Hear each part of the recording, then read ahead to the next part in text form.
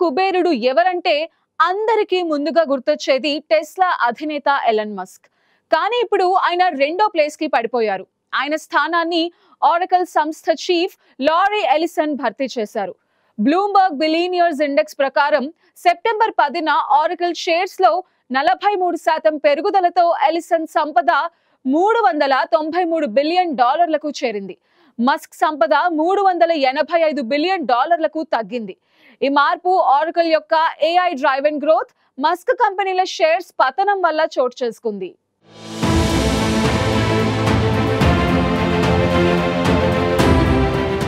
Elon Musk Tesla, space X, Neuralink, XAI వంటి వ్యాపారాలతో 2024 వరకు $415.6 billion సంపదతో ప్రపంచంలోని అత్యంత ధనవంతుడిగా ఉన్నారు.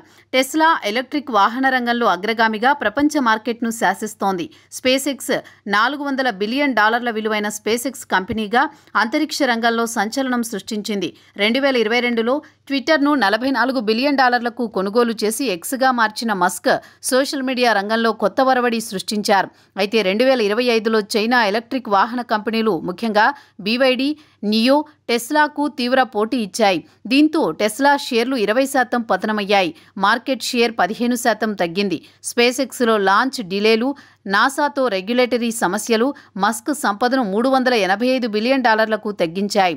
అమెరికాలో డొనాల్డ్ ట్రంప్ 2025లో రెండోసారి అధ్యక్షుడిగా ఎన్నికైన తర్వాత మస్క్ రాజకీయంగా దూకుడుగా వ్యవహరించారు. కానీ ట్రంప్తో విభేదాలు, ముఖ్యంగా చైనాతో ట్రేడ్ వార్ విషయంలో మస్క్ ప్రభావాన్ని తగ్గించాయి.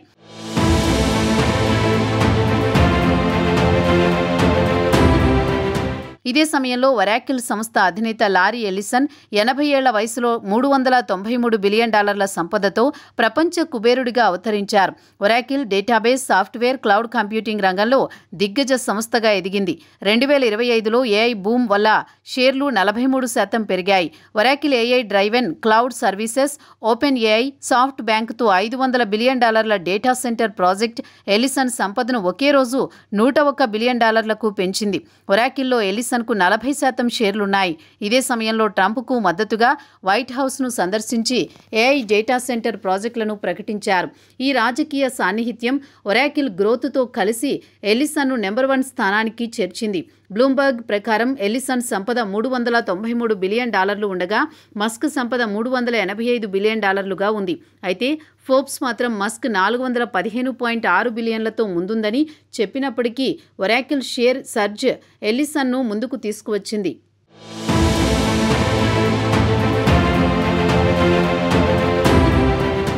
ట్రంప్ రెండోసారి అమెరికా అధ్యక్షుడిగా ప్రమాణ స్వీకారం చేసిన తర్వాత చైనాతో ట్రేడ్ వార్ను తీవ్రతరం చేశారు. ఇది టెస్లా షేర్ల పతనానికి కారణమైంది. చైనా ఎలక్ట్రిక్ వాహనాలు, BYD, NIO ప్రపంచ మార్కెట్లో టెస్లాకు గట్టి పోటీ ఇచ్చాయి. టెస్లా షేర్లు 20% తగ్గి మార్కెట్ క్యాప్ $200 బిలియన్ కోల్పోయింది. స్పేస్ ఎక్స్ లాంచ్ డిలేలు, రెగ్యులేటరీ హర్డిల్స్తో సంపద తగ్గింది. ఇదే సమయంలో ఒరాకిల్ ఏఐ డిమాండ్తో షేర్లు 43% పెరిగాయి. ఎలిసన్ సంపదను $393 బిలియన్ చేర్చింది. ట్రంప్తో ఎలిసన్ సాన్నిహిత్యం ఏఐ ప్రాజెక్టులకు ప్రభుత్వ మద్దతును పొందడంలో సహాయపడింది. ఇక ట్రంప్తో మస్క్కు రాజకీయ విభేదాలు దీనికి ఒక కారణంగా ఉంది. ప్రపంచ కుబేరుల జాబితాలో మార్పులు, టెక్ రంగంలో ఏఐ, ఈవీ పోటీని హైలైట్ చేస్తోంది. Oracle, AI driven growth, Tesla, space X సవాళ్లతో బిలియనీర్ల రేసులో కొత్త డైనమిక్స్ను సృష్టిస్తోంది. మస్క్ తన వ్యాపారాలను రీకాల్ బ్రేక్ చేస్తే మళ్లీ ముందుకు వచ్చే అవకాశం ఉంది. కానీ ప్రస్తుతం ఎలిసన్ ఏఐ బూమ్తో ఆధిపత్యం చెలాయిస్తున్నారు.